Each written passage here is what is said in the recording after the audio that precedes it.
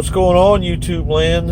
It is Monday, June 17th, 2019, man. And this video is going to mark a milestone because in a couple of days, I'm coming up on my 3-year anniversary being leased to Schneider. 3 years, man. I'm starting into my 4th year. You believe that? And so those of you who've been following me for a long time, you know that I've done a bunch of other Schneider review videos. I did a 6-week, 6-month, a 1 and a 2 year. Those first 3 were mostly informational, and I went back and checked them out because a lot of that information still holds true. So I didn't want to do that again because that's redundant. It's already there. The 2 year was just kind of chronicling what I've been able to accomplish so far being here. And you know, I mentioned a little bit about where I may want to end up, and I'm like, well, I could kind of elaborate on that, but I really didn't know what to say. Then I came across James DeJong's video, Big Rig CEO. So everybody needs to go check out Big Rig CEO, subscribe to him, hit the bell, watch his videos, because he puts out a lot of good stuff.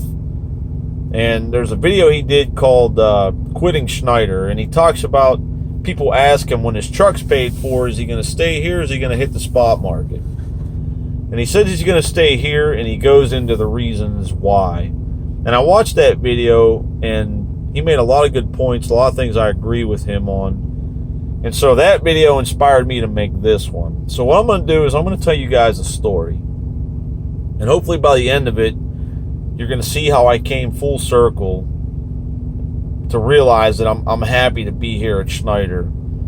So I can't promise you this video is not going to be long, so you may want to go get a snack and some something to drink, because hopefully I'll try to keep it short, but I can't guarantee nothing. So hopefully you watch it to the end. So you know, let's just get into it from there. So when I first came to Schneider, I started with the Schneider finance truck. I did a year lease on a brand new truck, completed that, turned it in, bought this truck, and that's what I've been running ever since. But I want to take you back to last year. Let's go back to 2018. And this is what a lot of James's video was kind of talking about. So at the beginning of 2018, you had super high rates, and everybody's bailing out of the Schneider system, guys on YouTube and otherwise, to go over to the spot market. And I've never lied to anybody, and I'm not going to start now. I would be a liar if I said that didn't intrigue me, and I would be a liar if I said I wasn't looking into trying to do it too, because I was looking into it behind the scenes and in the background where nobody knew about it. But my main goal in 2018 was to buy a house. That's what I set out to do. I busted my ass from the time I got here to the beginning of 2018 to make that a reality. And I wasn't letting anything get in the way of that. Nothing was going to stop me from buying that house. So all these guys are leaving, and they're all in my ear. Oh man, we're making all this money, and oh, I just made 10 grand this week, and what'd you make over there at Schneider? And I had one ass clown say I was making baby money here. Well, guess what? That baby money put me in a position to be able to buy a house. So can you really call it that? And actually, on a side note, real fast, the ass clown that said that isn't even an owner-operator anymore. That's beside the point. But that was my focus, buying that house. Now, I was talking to 2 carriers, and if I went one direction, I was able to get a trailer provided to me, so I could keep that off my credit, which would be in my favor because the bank wouldn't see a debt, and then my debt-to-income ratio wouldn't be off. But I would show a job move, which would show instability. So I kind of ruled that out. If I went to another carrier, I would have to get a trailer, but that means I have to lease, rent, or buy one, which shows a debt, plus it also shows a job move, which messes up the whole mortgage process. As a 1099, that shouldn't matter where you get your income because you're generating it on your own, but the banks make up their own rules, man, and I wasn't doing anything to jeopardize that. So all these guys are whispering in my ear about how much money they're making and how I'm making baby money over at Schneider. I just stayed the course. All the while thinking in the back of my head, yeah, I'll get there. So I'm trying to pull double duty, figuring out how am I going to get this trailer and keep it off my credit, because there are ways to do it.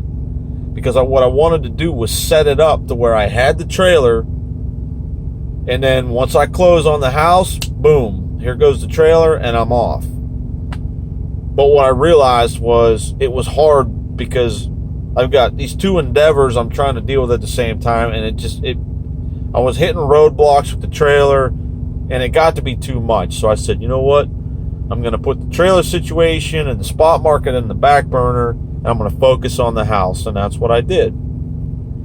Meanwhile, I'm hearing all these guys who left in January. It's now, you're getting into the, May, June. All the guys that were flapping their gums, some of them were still flapping, but some of them were starting to shut up a little bit because rates were coming down. And I'm watching all this as I'm dealing with the house. So I get to the end of July. I close on the house. I took a week off to move and get settled. That puts me into August. And, after that, I worked for about a week and a half. And then me and my family went on vacation because it was a much-needed break, especially for me, because I just wanted to take a step back, take a breather, because I was dealing with all this shit at one time that nobody knew about. And I just wanted to back up for a little bit. So went on vacation. I came back. I worked a couple of weeks to try to recoup the money from the downtime from the vacation and the moving expense and all that. So that puts me into September. Now it's time to go back to the trailer thing. All the while, I'm still watching the rates come down. I mean, they're still okay, but they're not what they were in January. And at this point, a lot of guys are starting to really grumble. And the funny thing is, it's a lot of the guys that were in my ear about how much money they were making and how my baby money wasn't cutting it. So I find this trailer. It was a leftover 2017. It was brand new for $18,000. And I'm thinking, holy crap, man, this is the steal of a lifetime. So I call this guy. I'm talking to him about this trailer.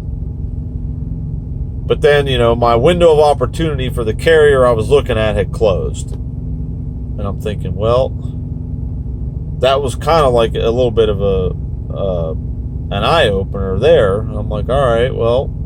So I called that guy. I'm like, look, dude, I don't need this trailer anymore. So do what you got to do. Sell it to somebody else, relist it, whatever. Luckily, I didn't sign for the trailer. And I kind of took that as a little bit of a sign, I'm not one of these guys that puts their faith in Jesus and let him guide the way, But I do believe that everything happens for a reason. And when that happened, I was like, okay. But I knew a lot of the guys were starting to, the rates were falling off. And I started thinking, I'm like, man, maybe that is a sign, But by that point, we were into October, and I'm like, we're getting to the end of the year. You got holidays coming. I don't want to deal with it. I'll put it on the back burner again. I'll just do my thing here at Schneider. I'll deal with it after the holidays. Well, having just moved, I didn't even make it through the holidays. I got to just about the end of December, and then all hell broke loose on the home front. I'm not going to get into details, but I had some stuff that happened at the house. Plus, I had an issue with the truck. Cost me upwards of $6,000. And that, coupled with the fact that now you're into January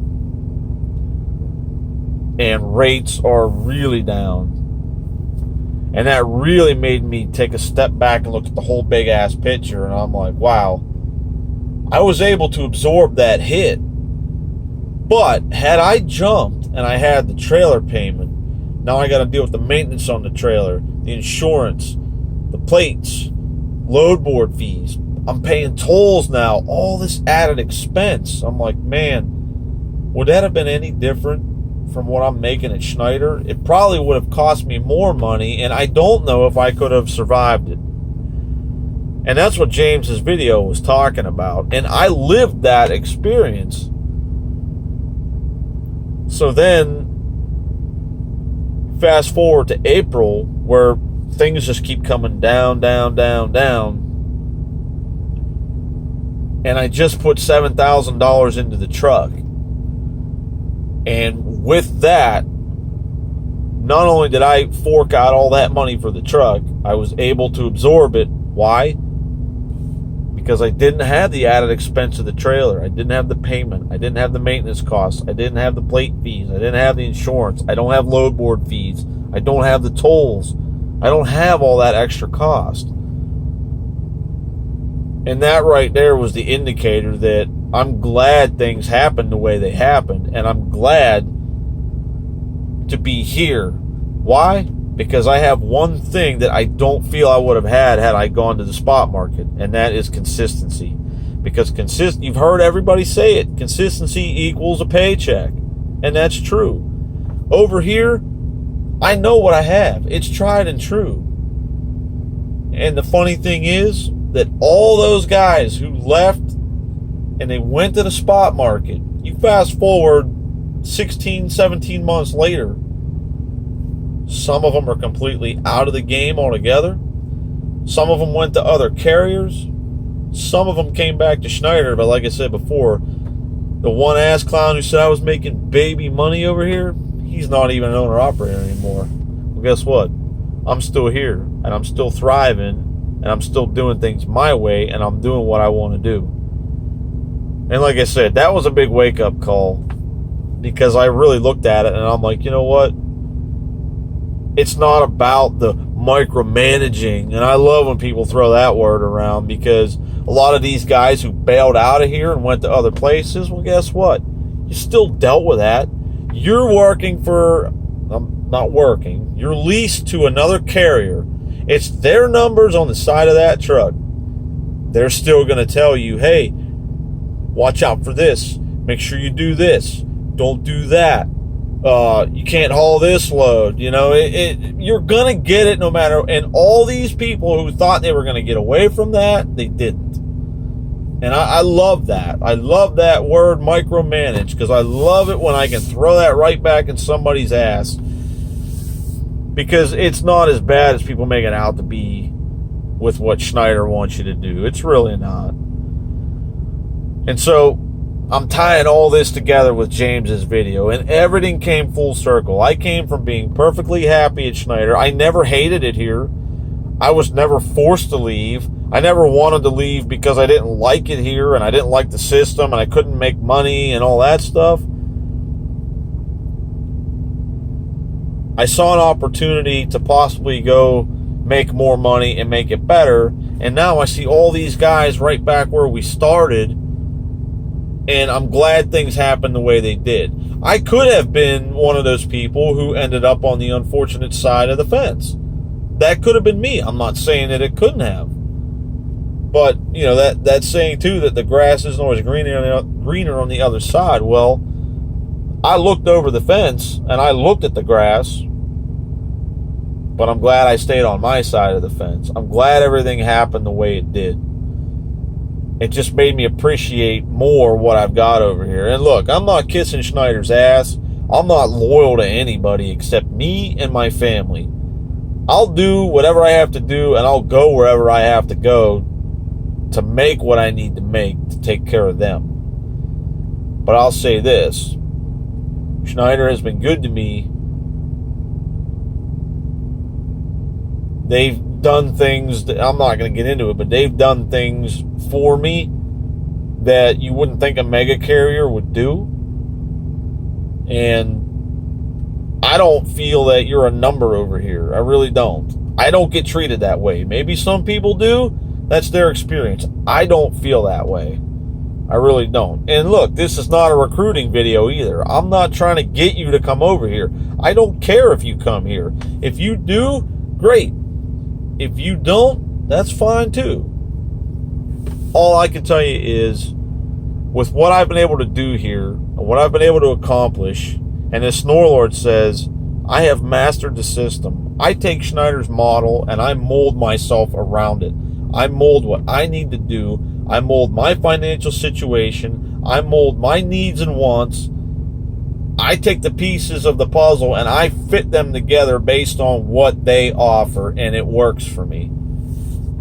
And starting into my 4th year, I've said it from the beginning. I don't have anything bad to say about them. I still believe that if anybody wants to come over here, I still believe it's a good system. I think you can flourish here if you're willing to put the time and the work in. If you're a lazy piece of shit, don't waste your time because you're not going to make it. Especially if you get a Schneider finance truck. Because I've seen that too. I've seen people come here, get an SFI truck, and fail, and then they blame Schneider. I've seen it 1,000 times. You see it all over the internet. And you can't blame the carrier because they're not picking your loads. You are. And that holds true for the spot market too. You know, you are in control of everything. There are some things that are always going to be out of your control. But listen, for what I've got here, I've got the backing of a good company like Schneider. I control everything I want to do. It fits my lifestyle. It fits my family's lifestyle. So it works. And that was the whole point of James's video. And that's what he was trying to get across. And like I said, I am glad that things fell into place the way they did. Had it worked out the other way, I would have dealt with it because that's what I do. You know, if I'm presented with a problem, I'll find a way to fix it. But I'm glad that I didn't have to end up in that situation, and I'm glad things worked out the way they did. So having said that, I'm 3 years in. I'm starting my 4th year. I'm happy here. Like I just said, if anybody's interested in coming here, give them a call. I still recommend it. There have been a few changes over here, which we'll get into maybe in another video, but nothing that would keep me from coming. I can tell you that. So hopefully you guys made it through this video. Hopefully your box of popcorn is probably just about empty at this point. But for everybody who's stuck with me through all this whole journey, I appreciate it. The channel continues to grow, and I appreciate the support. And check out Big Rig CEO. I'll link his stuff in the description of this video. Thank you for watching. I appreciate it. So until next time, everybody be good, be smart, be safe, and I'll see you down the road. Later on.